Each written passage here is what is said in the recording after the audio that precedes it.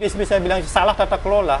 Kalau meminjam duit, saya orang belum pernah minjam duit di LPD soalnya sistemnya lebih gampang dari bank berarti Pak? Ya lebih gampang. Bahkan ada di beberapa LPD saya amati karena saya beberapa kali menjadi tim kuasa hukum.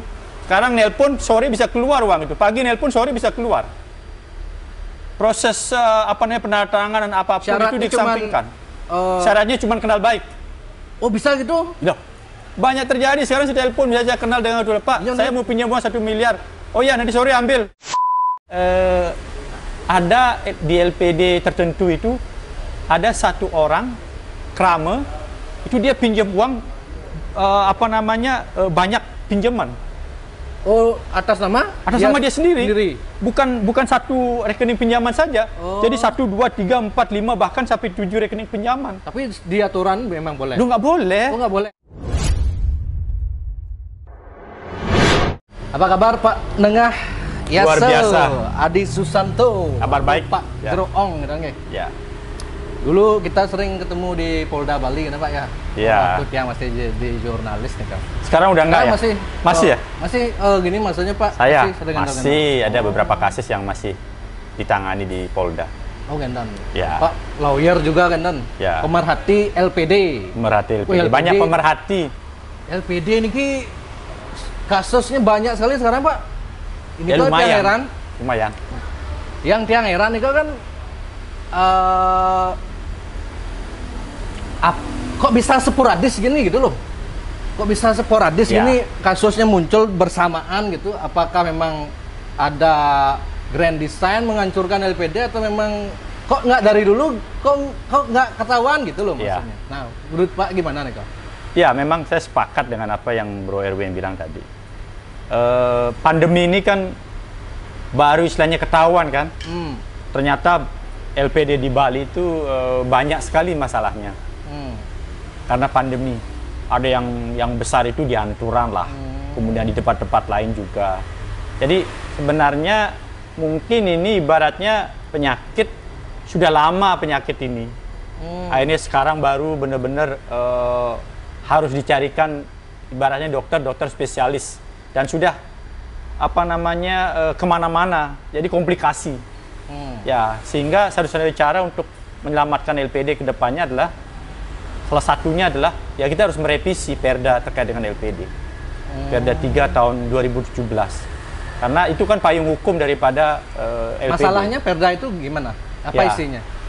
Perda itu kan itu dari tahun 2017 ada banyak sih kelemahan-kelemahannya. Dan kalau saya mengamati sekarang permasalahan yang ada di LPD, kenapa banyak LPD mengalami kolaps ataupun kebangkrutan? Yang pertama, kita berbicara terkait dengan yang namanya LPD pasti punya lembaga pengawas kan begitu. Lembaga pengawas ini kalau sesuai dengan Perda 3 2017 dan Pergub 44 2017 aturan turunannya, ini kan pengawasnya itu kan ex officio-nya Pamucuk Pandureksanya kan Bendesa Adat. Dibantu oleh anggaplah 2 orang Pandureksa. Kemudian kalau pengawas eksternal ada namanya LPLPD, Lembaga Pemberdayaan Lembaga Peredaran Desa. Nah, ini yang tidak berfungsi maksimal. Ya, kenapa dia tidak berfungsi maksimal? Siapa yang ngerekrut lembaga pengawas LPD itu? Ya, kalau yang di internal tentu krame melalui prajuru.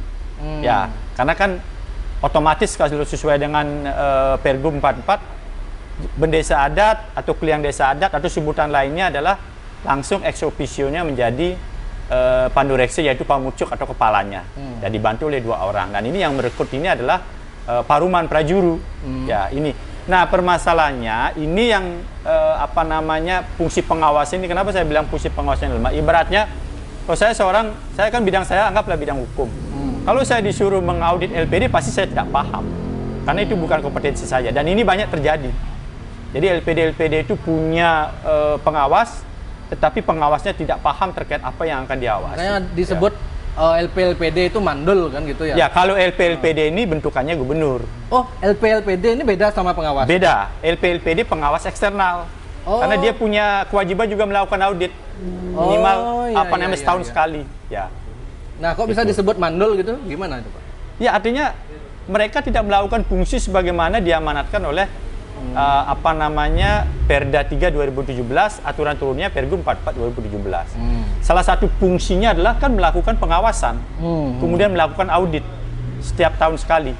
Ya, kalau memang sudah dilakukan pengawasan kemudian dilakukan audit, faktanya kan banyak terjadi LPD yang mengalami masalah, anggaplah bangkrut kan begitu. Nah, ini kan begitu kelemahannya ya. Ya.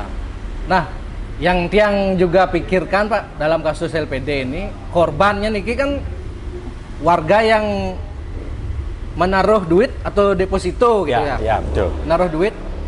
Kalau yang meminjam duit kan dia sebenarnya senang. Senang ya. Nah, korbannya ini kalau korbannya ini kan kalau kasus sampai inkrah gitulah. Sampai ada ketua LPD-nya sampai terpidana di penjara. Ya. Ini duitnya ini apakah bisa balik? Ya kan sekarang tergantung dari berapa nilai kerugian yang digelapkan ataupun yang dikorupsi oleh prajuru LPD tersebut. Nilai kerugiannya itu misalnya anggaplah 10 miliar. Jadi di sana hakim harus membuktikan bahwa benar kerugian LPD itu 10 miliar yang diduga dikorupsi oleh prajuru LPD tersebut. Ya. Sekarang apakah prajuru LPD itu apakah hakim itu bisa membuktikan nggak bahwasanya kerugian itu memang ada? Kalau memang itu, karena nanti di Undang-Undang Tipikor kan ada uang pengganti. Jadi dia harus mengembalikan uang sejumlah yang dia korupsi. Ya kalau tidak ada hukuman tambahannya kan begitu. Ya itu. Kalau memang bisa, nanti dari sinilah akan dikembalikan uang itu. Disita oleh negara dulu, dikembalikan ke negara, negara nanti mengembalikan ke LPD. Ya, itu gininya. Karena kan, kenapa dibawa ke tindak pidana korupsi? Karena memang negara dalam hal ini, Pemerintah Provinsi Bali, berkontribusi di awal pendirian LPD. Sehingga berkontribusi memberikan dana penyertaan modal itu kan. Ya. Tapi kan jumlahnya dana penyertaan modal itu dikit. Misalnya anggaplah dana penyertaan modal di awal itu 4 juta gitu. Ya. Kalau Tiang ada membaca salah satu pengacara dari salah satu LPD, LPD Anturan di Buleleng. Iya. Dia bilang, oh nggak ada kerugian negara ini.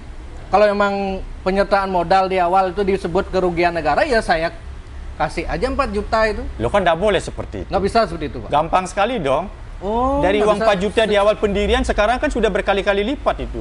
Oh, nggak bisa semudah itu ya? Nggak bisa. Faktanya kan banyak kasus yang sudah inkrah, dan itu adalah tipikor kan begitu. Ya kalau ngomong sih gampang aja, saya kembalikan uang 4 juta itu. Sama dengan ibaratnya saya ngasih bro uang sekarang. 20 tahun yang lalu saya kasih uang. Misalnya 10 juta untuk bisnis jual beli mobil. 20 tahun nilainya itu kan sekarang kan berbeda. Ini kan ada bunga berbunga, sudah dalam dan sebagainya, sudah ada income di sana. Tiba-tiba saya kembalikan 10 juta selesai perkaranya, nggak bisa seperti itu. Nggak bisa ya? Artinya pemerintah Provinsi Bali ini punya kontribusi besar di sana pada saat di awal pendirian LPD. Jangan diukur dari sekarang. Itu kan beda sekarang uang dulu. Zaman dulu uang 4 juta, 5 juta dengan sekarang kan sudah berbeda. Nilai, value daripada uang tersebut itu ya. Nah itu udah kembali lagi. Soalnya ada statement dari salah satu anggota DPD mengenai kasus ini. Kalau dia menyarankan bahwa ini kasus sebaiknya dibawa ke adat, tidak di tipikor. Karena di tipikor, duit korban itu nggak akan balik, itu kata dia, Pak. Ya enggak. Bisa balik, Pak? Bisa aja balik sepanjang memang bisa dibuktikan, kan begitu. Karena kan seperti saya bilang tadi, uang yang dikorupsi itu kerugiannya berapa, nanti hakim bisa membuktikan nggak kerugiannya, kemudian uang itu akan dikembalikan ke negara, dari negara ini dikembalikanlah ke LPD. Anggaplah dari Provinsi Bali dikembalikanlah ke LPD, kan uang itu nanti akan dikembalikan kepada ini. Tetapi memang nggak sulit. Ya, apakah kita bisa buktikan nggak? Misalnya ada korupsi 100 miliar. Ya, tapi di pembuktiannya bisa nggak kita buktikan 100 miliar? Kan belum tentu. Ya, itu tergantung nanti. Ya. Kan banyak, artinya itu uang berputar kan, seperti statement salah satu ketua LPD di Buleleng. Ini gimana caranya saya ngembaliin duit orang yang minjam juga nggak bisa bayar karena pandemi kemarin. Ya. Nah itu masalah kompleksnya di sana kan. Nah itu udah saya bilang kelemahannya. Kenapa saya bilang Yang pertama, kelemahannya adalah terkait dengan fungsi pengawasan. Yang kedua, tata kelola LPD itu tidak berjalan sebagaimana mestinya. Kenapa saya bilang tidak sebagaimana mestinya? Contoh ini, ketika ada seorang debitur, calon debitur, dia mau meminjam uang. Sama seperti sistem bank nggak, Pak? Ya, nah anggaplah seperti itu dulu. Saya punya tanah, kemudian saya mau meminjam uang di LPD, ini sertifikat. Di sertifikat ini seharusnya kan dibebankan hak tanggungan.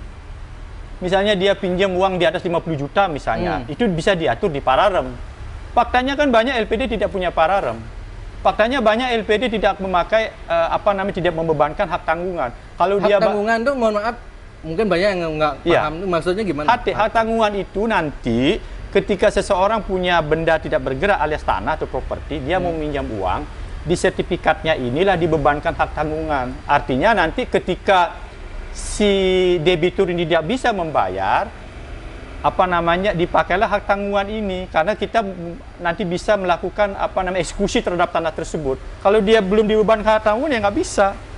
Ya, itu banyak yang terjadi. Kalau dia mobil barang bergerak, itu difidusiakan. Ya, tapi hampir sebagian besar LPD itu tidak melakukan seperti itu, sehingga ketika debitur itu macet, tidak bisa membayar, ya tidak bisa dieksekusi, kecuali dia harus bawa ke pengadilan dulu, dan itu kan prosesnya panjang. Ya. Nah, itu kelemahannya karena tata kelolanya nggak bagus.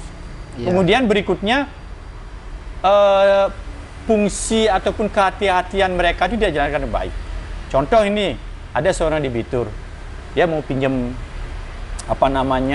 uang, tanahnya 2 hari di kampung, langsung dikasih misalnya pinjaman 1 miliar. Ini kira-kira tanah nilai 2 hari di kampung itu kira-kira memenuhi enggak? Kan gitu, ada appraisalnya enggak? Ini tidak dilakukan. Sehingga banyak orang semua, iya kalau mau sita aja, tanah saya ambil aja. Padahal utangnya sudah bunga-berbunga ini bisa 2 miliar. Kalau dijual tanah itu paling laku 200 juta. Yang rugi siapa? Kan LPD rugi. Karena tidak melakukan prinsip kehati-hatian dalam pengelolaan LPD. Seperti saya bilang, salah tata kelola. Kalau meminjam duit, saya orang belum pernah minjam duit di LPD, soalnya sistemnya lebih gampang dari bank berarti, Pak? Ya, lebih gampang. Bahkan ada di beberapa LPD saya amati, karena saya beberapa kali menjadi tim kuasa hukum. Sekarang nelpon, sore bisa keluar uang itu. Pagi nelpon, sore bisa keluar. Proses penandatanganan dan apapun syaratnya itu dikesampingkan. Syaratnya cuma kenal baik. Oh, bisa gitu? Ya. Banyak terjadi. Sekarang saya telepon, misalnya saya kenal dengan Pak, saya mau pinjam uang 1 miliar. Oh ya, nanti sore ambil. Entah uang LPD dipakai atau uang pribadinya dia, kita juga nggak tahu. Karena ini seperti saya bilang tadi, ini sistem tata kelolanya, fungsi pengawasan lemah. Apalagi kalau misalnya prajurit LPD atau ketua LPD berkong kali kong dengan Pamucuk Pandureksa. Karena yang nandatanganin kredit itu kan Bendesa Adat selaku Pamucuk Pandureksa. Kalau dia nggak tanda tangan, harusnya nggak keluar dong, kan begitu. Nah, ini yang sering terjadi di Bali.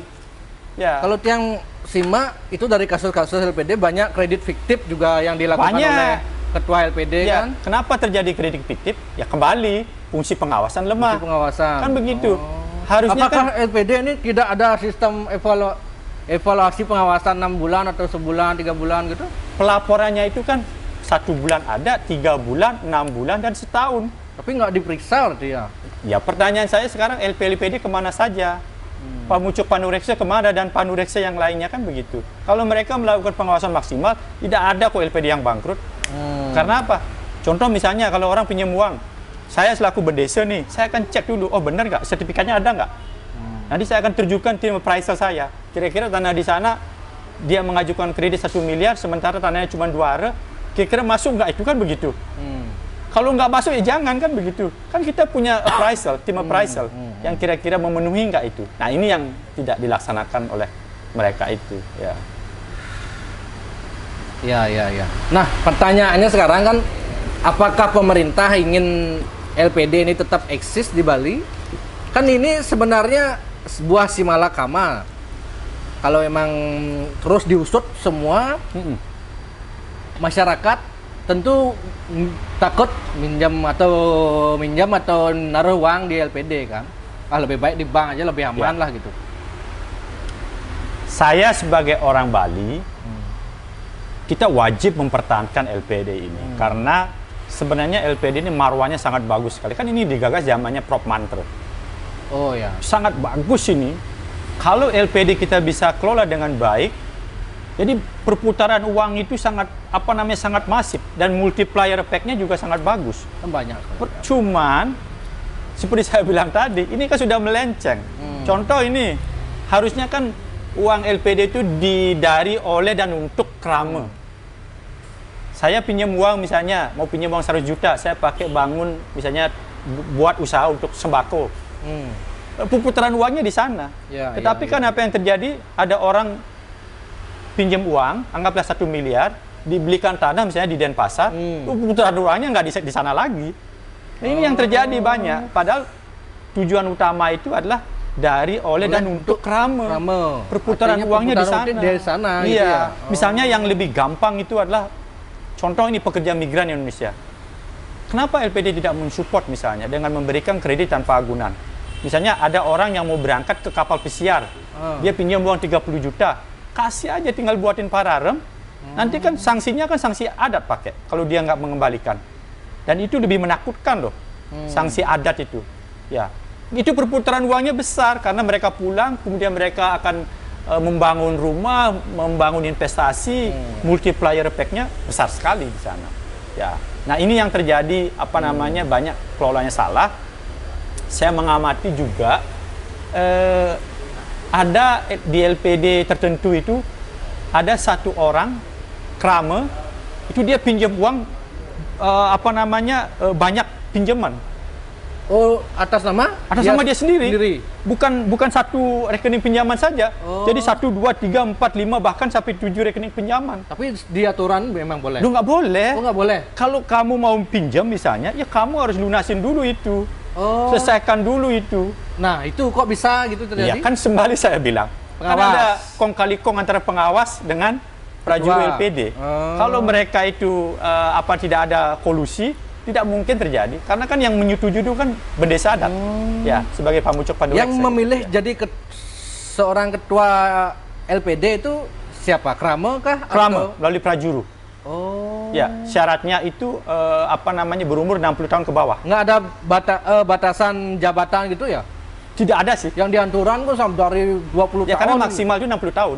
Sesuai dengan Perda dan Pergub. Maksimal 60 tahun. Ya. Jadi boleh dia. Dia yang penting dia menjadi krame di sana.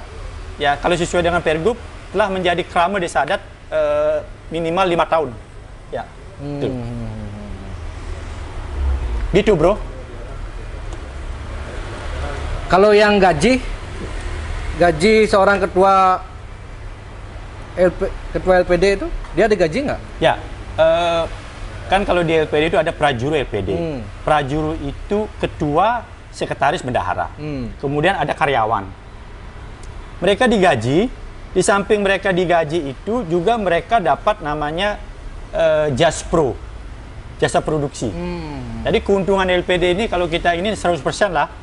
100% ini 60% itu untuk dana cadangan, keuntungannya. 20% untuk dana pembangunan. Ya. Jadi 60% sudah berapa itu? 60% untuk dana cadangan, 20% untuk dana pemberdayaan dan pembangunan. Berarti kan sudah 80. 80 kan? Sudah 80 ya, 60 20 ya. Kemudian di sana ada service charge juga. Service charge dan 5% itu untuk dana sosial, 5% itu untuk dana pemberdayaan LPD. Nah, 5% inilah diberikan kepada LPLPD, PKS LPD, PHDI, Majelis Desa Adat dan lain sebagainya. Yang paling banyak dapat itu adalah 55%, dari 5% ini adalah LPLPD. Ya. Jadi bayangkan ada 1000 sekian LPD di seluruh Bali menyetor anggaplah 5% ini 55%-nya ke LPLPD. Pertanyaan saya, uang itu kemana kan begitu? Terus fungsinya ngapain kan begitu? Kalau mereka melakukan fungsi pengawasan dengan baik, nggak mungkin ada LPD bermasalah di Bali. Kan begitu kasarnya kalau kita ngomong kan begitu. Ya, itu. Kalau jumlah LPD totalnya berapa, Pak? 1.400 ya? Ya, sekitar 1.000, saya lupa persisnya ya. Di atas 1.000 lah. Di atas 1.000 ya, di atas lumayan banyak. Ya. Mungkin nggak semua LPD ini sebenarnya bermasalah, cuman nunggu waktu. Sebenarnya yang bermasalah ini nasibnya aja jelek. Saya tidak bilang begitu. Bro Erwin yang bilang begitu. Ini saya tetap optimis. Bermasalah aja. Ya. Bermasalah karena ada laporan. Ya. Kah atau memang Artinya begini. ada Banyak LPD itu ditengarai. Saya tidak boleh juga bilang faktanya. Ada dugaan saya itu LPD itu memberikan laporan keuntungan fiktif. Kenapa saya bilang laporan keuntungan fiktif? Contoh di LPD Rendang. Sebelum ketua LPD-nya itu meninggal, itu kan dia sudah memberikan laporan dan seolah-olah LPD itu untung. Tapi faktanya beberapa bulan setelah dia meninggal kan akhirnya kan kolaps. Artinya itu nggak benar dong laporan itu. Jadi seolah-olah ini dana pembangunan 20% kita sumbangkan ini untuk desa. Padahal itu fiktif. Enggak. Kan gitu. Ya, jadi saya tidak menyatakan banyak. Di Tenggarai ada beberapa LPD yang melakukan seperti itu. Sehingga mengelabui masyarakat, dan ini kan menjadi seperti bom waktu. Ya, ketika ada pergantian bendesa kemudian dilakukan audit, baru ketahuan permasalahannya kan begitu. Ya, seperti pengalaman saya menangani beberapa LPD, baru saya tahu setelah saya cek laporannya semua itu, ada yang satu orang bisa pinjam uang 10 miliar, 12 miliar. Wah, sampai 10 miliar? Iya, sementara dagang canang mau minjem 1 juta nggak dapat. Sementara orang nelayan mau pinjam, mau beli jukung 5 juta nggak dapat. Karena uangnya sudah habis dipakai untuk oknum-oknum ini, kan begitu. Ya. Kalau bermasalah begini, kalau misalnya ada yang bermasalah, apakah ketua LPD bisa dipecat atau gimana, Pak?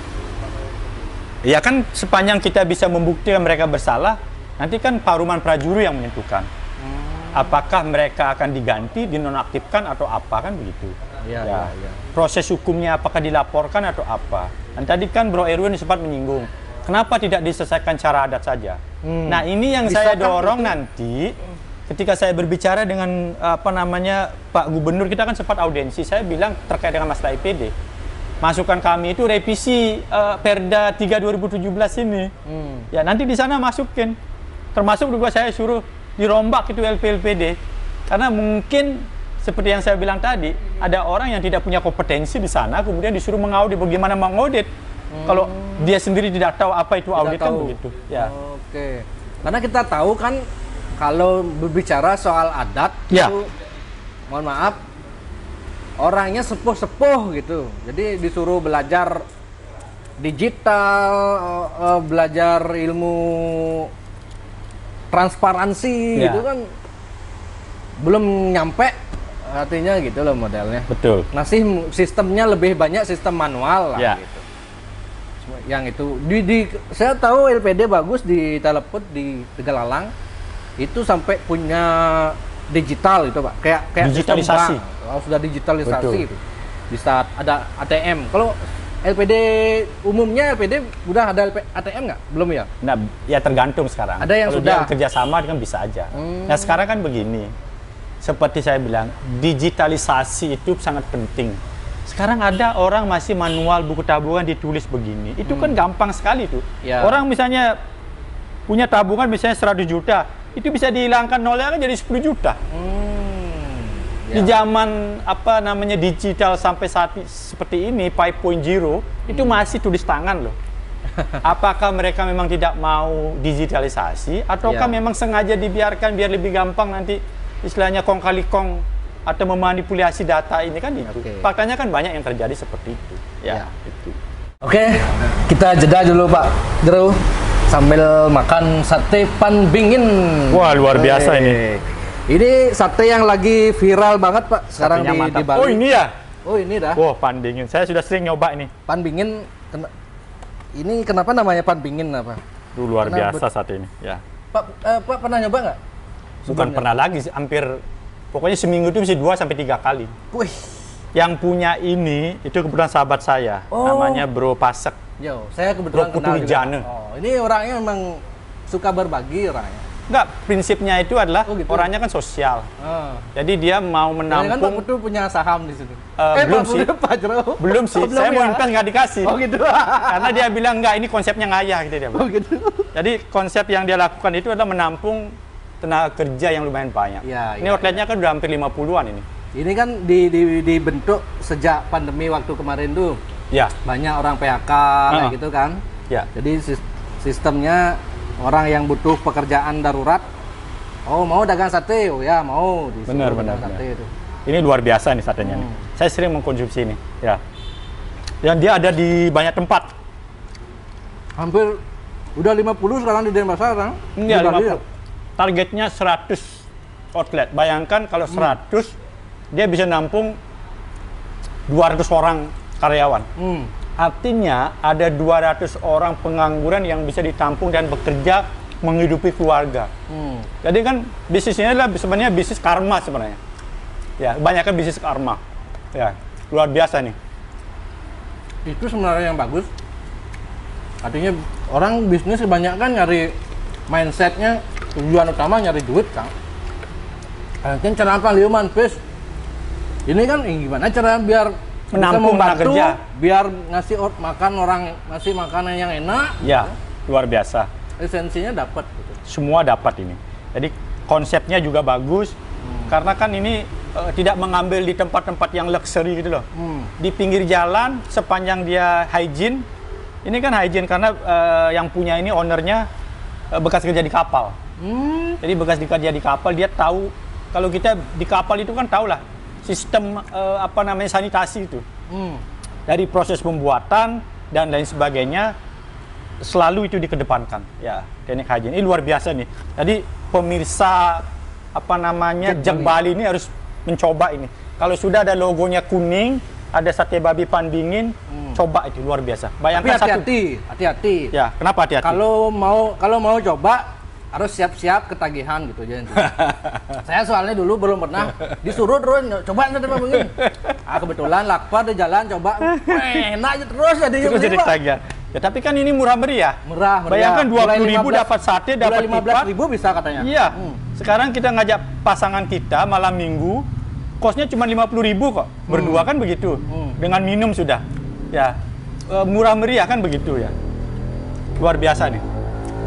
Saya pernah ada teman suka sate nggak? Aduh nggak suka, kata ya udah coba aja.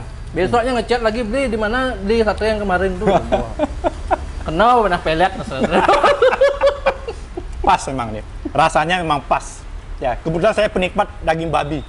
Terutama sate Pandingin ini. Kayak Ya. perut saya nggak buncit-buncit terus lah. Nah, selain bahas soal LPD, Bapak kan juga Pak Jero Ong niki kan juga pemerhati pekerja migran Indonesia. Nah, itu juga lagi heboh belakangan ini, Pak. Banyak yang melaporkan ratusan orang kena tipu. Itu kok bisa gitu, Pak? Ini masalahnya kesalahan dari dia yang pengen keluar negeri ini terlalu lalai dia atau memang ada masalah apa di balik ini? Ada semacam gini, pihak pencari kerja juga tidak mau lebih berhati-hati. Kemudian pemangku kebijakan, stakeholder juga tidak melaksanakan fungsinya secara maksimal. Fungsi pengawasan adalah muaranya adalah ke Dinas Tenaga Kerja. Karena mereka lah yang melakukan fungsi pengawasan terhadap agen-agen penempatan ini. Tapi apa yang terjadi? Masih banyak orang kena tipu. Kenapa begitu? Berarti kan mereka sudah tidak melakukan fungsi pengawasan dengan baik. Kalau kita mengacu pada Undang-Undang 18 tahun 2017, Undang-Undang tentang Pelindungan Pekerja Migran, itu di sana tegas kok. Fungsi daripada Disnaker Kabupaten Kota, Dinas Tenaga Kerja Provinsi, itu jelas diuraikan. Bahwasanya mereka melakukan fungsi pengawasan terhadap penempatan ini.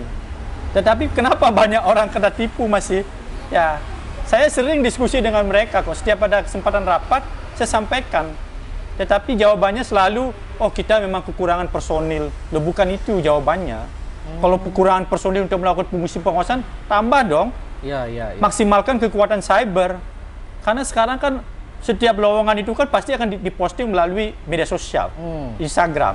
Contoh, ada agen A memposting lowongan, harusnya dia sudah tahu agen ini bodong apa enggak, karena kan ada daftarnya. Kalau Pak sendiri kan punya agen, ya, untuk memberangkatkan. Ya. Nah, kalau punya Pak sendiri izinnya ada? Ya, izinnya ada. Kalau saat ini kita masih pakai SIUPAK namanya, Surat Izin Usaha Perekrutan dan Penempakan Awak Kapal. Itu dari Kementerian Perhubungan. Kalau yang lalu Dirjen sama Pak Jero, nggak ada masalah ya? Nggak ada, karena kita dari tahun 2007. Saya ini kan orang hukum, saya nggak mau melanggar hukum. Ya, betul. Betul. Sehingga kita tetap eksis dari sampai sekarang. Nah, itu masalahnya yang nggak bisa berangkat, tapi dia udah bayar tuh, apa kendalanya, Pak? Ya karena dia direkrut bukan oleh agen yang benar. Oh. Seperti saya bilang tadi, saya kan ada kasus di Polda, ada 15 orang saya dampingi itu. Itu udah setahun setengah loh hampir.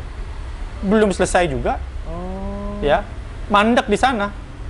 Saya juga masih nunggu apakah ini naik ke penyidikan atau tidak.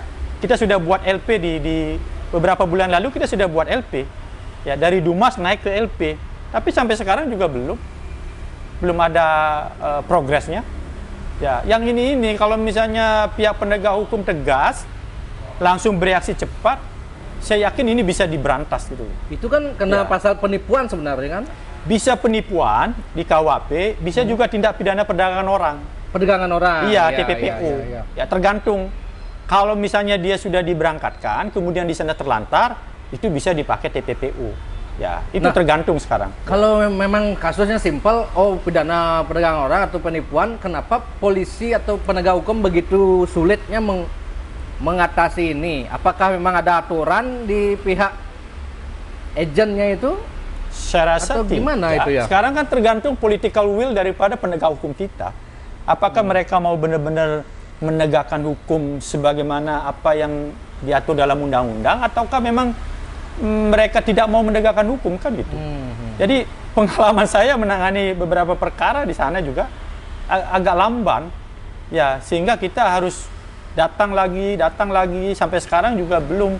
Sementara yang diduga melakukan penipuan ini sudah berpindah-pindah tempat. Ya, harusnya ketika kita laporkan udah cepat, kalau cepat ini bisa ditangkap dia, karena kan bukti-bukti sudah kita bawa. Nah, ini banyak kasusnya kan karena begitu. Ya kita tahu lah, kalau di Indonesia ya sekelas Kadip Propam aja kan gimana sekarang kan gitu.